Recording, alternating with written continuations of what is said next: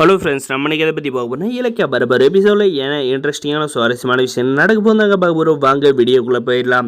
நம்மளுடைய அஞ்சலி பார்த்திங்கன்னா நைட்டெல்லாம் தூங்காது புலம்பிக்கிட்டே இருக்காங்க. அதுக்கு பார்த்திங்கன்னா நீ இப்படி புலம்புறதுக்கு காரணமே அந்த இலக்கியாந்தேண்டி அவளை சும்மா விடக்கூடாது அப்படின்ட்டு சொல்கிறாங்க. அதுக்கப்புறம் பார்த்திங்கன்னா என்னம்மா நீ என்ன பெத்த புள்ளே ரூமுக்குள்ளே வெளியே கொண்டு வர மாட்டேறியா அப்படின்ற மாதிரி கேட்குறாங்க. அதுக்கு பார்த்திங்கன்னா உங்கள் அப்பா மனசு வச்சா மட்டும்தான் அது முடியும், என்னாலலாம் வாய்ப்பே இல்லை அப்படின்றாங்க.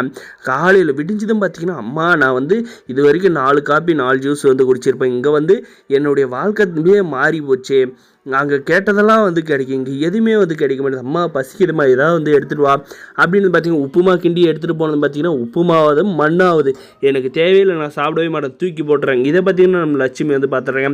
பார்த்துட்ட பிறகு பார்த்தீங்கன்னா உடனே நம்ம மாசிலாமணி என்ன ஆச்சு லட்சுமி, என்ன இது அப்படின்னு நான் சாப்பிட எடுத்துகிட்டு வந்தேன்னா அதுதான் கை தவறி இருந்துச்சுன்றாங்க. அதுக்கப்புறம் பார்த்தீங்கன்னா நம்மளுடைய மாசிலாமணிக்கே ஓரளவுக்கு புரிய வருதுங்க. ஆனால் அவர் கன்ஃபார்மாக இல்லாதனால எதுவும் சொல்லாது நீ போயிட்டு சாப்பிடுமா அப்படின்னு சொல்லிட்டு போயிடுறாங்க. நான் இப்போவுமே அண்ணங்கறி சொல்லியிருந்தேன், அந்த ஒரு வேளை சாப்பாடு கூட அஞ்சலிக்கு கிடைச்சிருக்காது, நீ திருந்தணும்னு பார்க்குற அஞ்சலி, கண்டிப்பாக நீ திருந்தணும்னு எனக்கு நம்பியிருக்கேன். ஆனால் நீ திருந்தாது இதே மாதிரி பண்ணிட்டு கண்டிப்பாக நீ வாழ்க்கையில் ரொம்ப கஷ்டப்படுவ அப்படின்ற மாதிரி நம்ம லட்சுமி சொல்கிறாங்க. அதுக்கப்புறம் பார்த்தீங்கன்னா நம்முடைய கார்த்தி சார் நினச்சாதாங்க ரொம்ப பாவமாக இருக்குது. இவ பார்த்தீங்கன்னா எவ்வளோ தான் ஏமாற்றி ஃப்ராடுத்தனம் பண்ணாலும் புருஷனை விட்டு வந்துட்டோம் அப்படின்ற கொஞ்சம் கூட வருத்தமே இல்லாத இங்கே சோத்துக்கு எனக்கு இந்த சாப்பாடு வேணும், எனக்கு அந்த சாப்பாடு வேணும் அப்படின்ற மாதிரி திமிராக அதிகாரம் பண்ணிகிட்டு இருக்காங்க.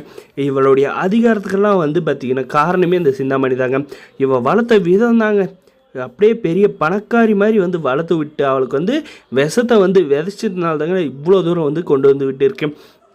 இவளை நினச்சிக்கிட்டு நம்மளுடைய கார்த்தி பார்த்திங்கன்னா ரொம்பவுமே மனதளவில் பாதிக்கப்பட்டு குடித்து ஊரில் அசிங்கப்படுற மாதிரி நடந்துக்கிட்டு இருக்காருங்க. அதெல்லாம் இந்த அஞ்சலிக்கு எங்கே தெரிய போகுது.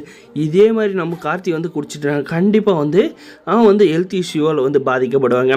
ஆனால் பார்த்திங்கன்னா இந்த குடிக்கிற விஷயத்தே வச்சு இந்த அஞ்சலி நம்முடைய கார்த்திகையில் பேசி எப்படியாவது வீட்டுக்குள்ளே வந்துடலாம் அப்படின்ற வாய்ப்பு நிறையவே இருக்குது. நம்மளுடைய கார்த்தி பார்த்திங்கன்னா இந்த குடிக்கிறதெல்லாம் விட்டுட்டு வாழ்க்கையில் சாதாரணமாக ஆஃபீஸ்க்கு போய்கிட்டு அப்படியே நார்மலாக இருந்தாருன்னா அவள் வாழ்க்கையும் நல்லா இருக்கும். இந்த அஞ்சலியும் பார்த்திங்கன்னா நம்மளுடைய எவ்வளோ தான் கார்த்திகையில் பேசினாலையும் கார்த்தி இந்த அஞ்சலியை ஏற்றுக்கவே மாட்டாங்க.